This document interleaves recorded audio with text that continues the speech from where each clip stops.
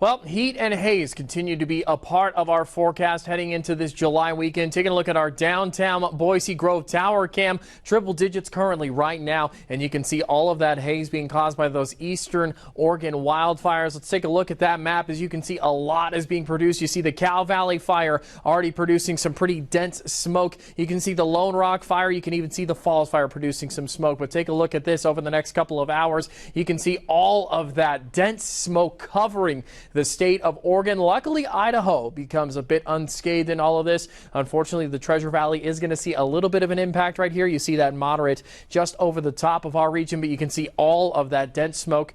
And so if you are traveling through Oregon, be expected to see some pretty bad air quality, as we are not going to be seeing any relief from that. No relief from the temperatures either. Take a look at what we're seeing. You see 90s over in Washington and Oregon, but triple digits the further you move to the east. You see triple digits in Boise, and that's going to be continuing on heading into tomorrow. 107, one of the toastiest conditions we have seen all this week. Triple digits down in the Magic Valley, 89 up in the eastern central mountains. But man, other places like Pendleton, Yakima, Baker City, Moscow, even seeing 103. Missoula, Montana sitting at triple digits as well. It is a very, very hot weekend for a majority of the Pacific Northwest, but our 6 to 10 day outlook has a little bit of life expected to it. You can see those hotter than normal conditions moving off to the east.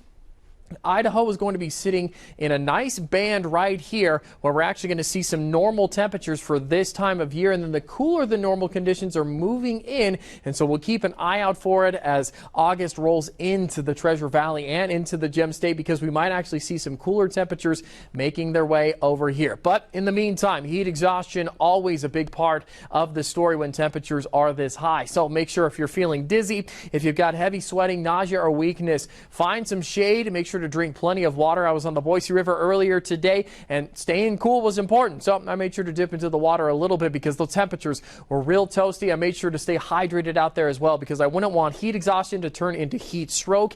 And this kind of heat can impact anybody at any time if you're spending extended times outside, especially with the triple digits we're going to be seeing tomorrow. These are some of the hottest temperatures we've seen all this week. You see 107 in Vail, Ontario, Weiser, 108 in Emmett. Emmett's been holding on to some of the hottest temperatures of the summer. The month of July, actually 5.8 degrees hotter than what we normally see here in the Treasure Valley. And so these temperatures are above average by almost 6 degrees, which is pretty incredible. That's a substantial amount compared to previous temperatures. Triple digits everywhere else in the western central mountains, except for McCall and Cascade, which are still sitting real toasty in the mid 90s. 110 up in Riggins. Really hot temperatures up there, and smoky conditions, unfortunately, going to be continuing on for a majority of our region as those eastern Oregon wildfires continue on. A little bit of thunderstorm activity potentially, and the smoke from the Bench Lake fire unfortunately continuing on in the eastern central mountains. You see some 80s only in Sun Valley, 90s almost everywhere else. And as for the Magic Valley region, triple digits up in Gooding, getting close in Shoshone and Jerome. You see a little bit of thunderstorm activity just south towards the Nevada border.